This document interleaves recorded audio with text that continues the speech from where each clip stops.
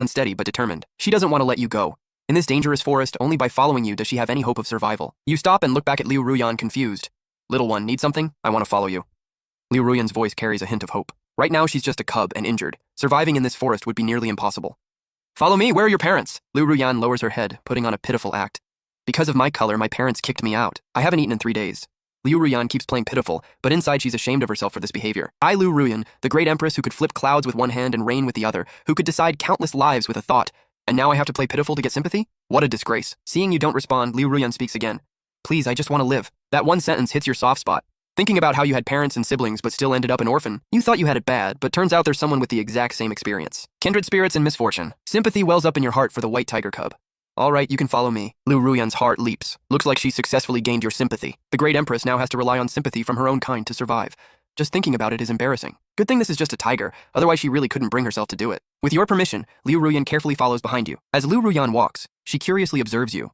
How did this guy manage it? Having such a powerful physique before the spiritual energy revival? Though she's only been reborn a short time, Liu Ruyan's certain she's still on Earth, still in her past world. Just doesn't know how long until the spiritual energy revival. Without spiritual energy, the cultivation techniques from her past life are basically useless. Until then, she can only follow this black tiger. You're walking ahead when you suddenly notice the white tiger cub has fallen behind. You stop and look back. Liu Ruyan is limping along painfully, moving pathetically slow. Walking over to Liu Ruyan, you look down and finally notice his hind leg is badly injured and bleeding. Blood keeps flowing out, staining the surrounding white fur red. Tough little one. Got guts. You gain even more respect for him. Hearing your words, Liu Ruyan can't help but feel proud. Even though she's just a tiny white tiger cub now, that empress pride is still there. You smile at Liu Ruyan. Little one, you're way too slow like this. Hop on. You crouch down. Liu Ruyan hesitates for a moment, then jumps on. When Liu Ruyan climbs onto your back, she finally feels firsthand just how insanely muscular you are. What the hell does this tiger do every day? How are these muscles so ripped? As an empress, she's seen every storm, every bizarre cultivation method. Weird cultivators, spirit beasts, mountain spirits, sea monsters. She's seen it all. But a tiger this jacked before spiritual energy revival?